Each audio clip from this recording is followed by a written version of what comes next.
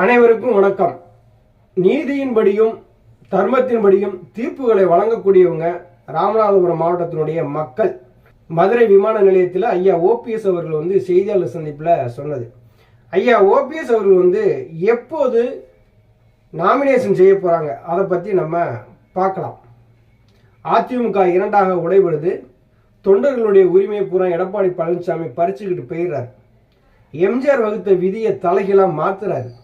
அம்மாவுக்கு கொடுக்கப்பட்ட அந்த கௌரவமான அந்த பொதுச் செயலாளர் பதவியை அபகரிக்க நினைச்சு இந்த கட்சியை பால்படுத்துறாரு எடப்பாடி பழனிசாமி.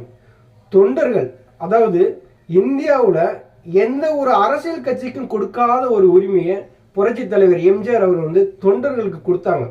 ஒரு தலைமையை ஒரு தொண்டன் தேர்ந்தெடுக்கலாம், ஒரு தொண்டனும் தலைமை பொறுப்புக்கு வரலாம். இதுதான் எம்ஜிஆர் அவர்கள் வகுத்த விதி. இது தொண்டர்களுக்கு கொடுத்த உரிமை. இதை எடப்பாடி பழனிசாமி தலைகீழா மாத்துறாரு. எல்லாமே நான் தான் வரணும்னு சொல்லிவிட்டு அந்த விதியவே மாத்துறாரு. தொண்டர்களுக்கு எந்த உரிமையுமே கிடையாது அப்படின்னு சொல்லி விதியவே மாற்றும் போதுதான் ஐயா ஓபிஎஸ் அவர்கள் என்ன சொல்றாங்க, சட்ட விதிகளை யாரும் கை வைக்காதீங்க, அது தொண்டர்களுக்கு எம்ஜிஆர் அவர்கள் கொடுத்த அந்த உரிமை. அம்மா அவர்கள் அந்த விதியை கட்டி காப்பாத்திருக்காங்க. இராணுவ கட்டுக்கோப்போடு இருக்கக்கூடிய இந்த கட்சியை இந்த பால்படுத்த நான் விட மாட்டேன் அப்படின்னு சொல்லி ஐயா ஓபிஎஸ் அவர்கள் தொண்டர்களுடைய உரிமையை மீட்டெடுக்கிறதுக்காக இன்னைக்கு மிகப்பெரிய அளவுல தர்ம யுத்தம் நடத்திட்டு இருக்காரு. அந்த தர்ம யுத்தத்துக்கான ஒரு தீர்ப்பை ராமநாதபுரம் மாவட்டத்து மக்கள் தருவாங்கிற நம்பிக்கையில ஐயா ஓபிஎஸ் அவர்கள் பாராளுமன்ற தேர்தலில் இன்னைக்கு ராமநாதபுரம் தொகுதியில் போட்டியிடுகிறார்கள். எடப்பாடி பழனிசாமி அடிக்கடி சொல்லுவார், நான் தொண்டனா இருந்துதான் நான் பொதுச் செயலாளராக மாறி இருக்கேன் அப்படின்னாரு.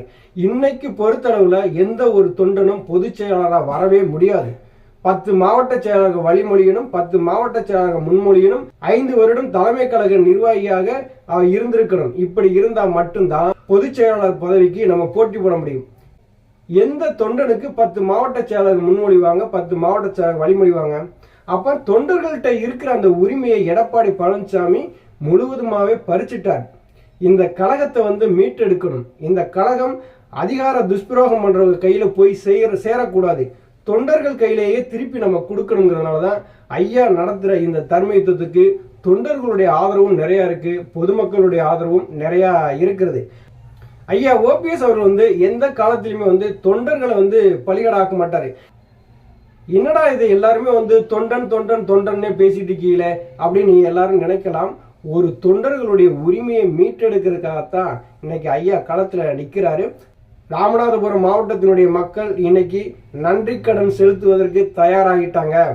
அதிமுக இருந்தாலும், திமுக இருந்தாலும், பிஜேபியா இருந்தாலும், ஜாதி வாரியாக இருந்தாலும், மத வாரியா பிரிஞ்சிருந்தாலும், 3 முறை முதலமைச்சராக இருந்த அம்மாவால் அரசியல் வாரிசு என்று அடையாளம் காட்டப்பட்ட 10 முறை பட்ஜெட் தாக்கல் பண்ண ஒரு கழகத்தினுடைய ஒருங்கிணைப்பாளர் இந்த புண்ணிய பூமியான ராமநாதபுரத்தை தேடி வந்திருக்கிறாரு. இவர்களுக்கு தகுந்த தீர்ப்பை நம்ம கொடுக்கணும்னு சொல்லி இன்னைக்கு எல்லாருமே காத்துக்கிட்டு இருக்கிறாங்க.